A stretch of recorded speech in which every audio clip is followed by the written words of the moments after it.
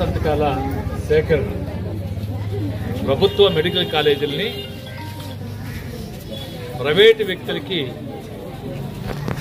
దారాదత్తం చేసే కార్యక్రమాన్ని చంద్రబాబు నాయుడు గారు ప్రభుత్వ మెడికల్ కాలేజీల్ని ప్రైవేటు వ్యక్తులకి ఇచ్చేసే కార్యక్రమాన్ని మొదలుపెట్టారు.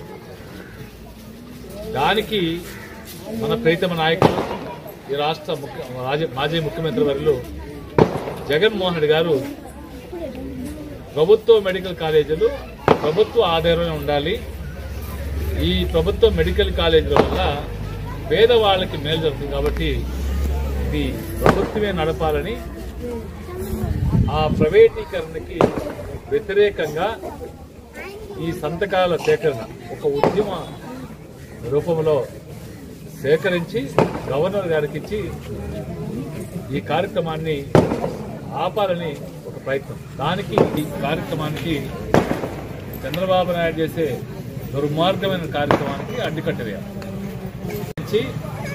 2024 వరకు ఈ రాష్ట్రంలో జగన్మోహన్ రెడ్డి గారి పాలన మనమందరం చూసాం.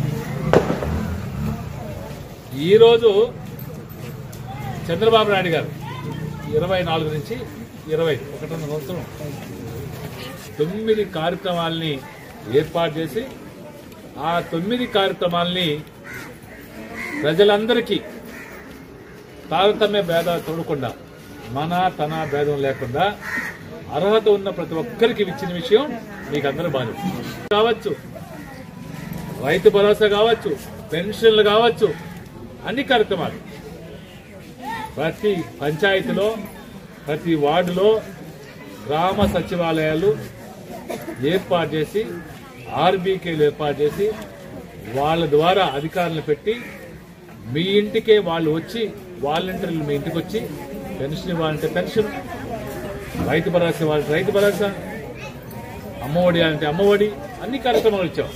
అయితే ఈరోజు చంద్రబాబు నాయుడు గారు మా తెలుగుదేశం పార్టీ కార్యకర్తలైతేనే పెన్షన్, తెలుగుదేశం పార్టీ అభిమానులు అయితేనే తల్లికి వందనం. ఇది పేదవాడికి విద్య ప్రధానం.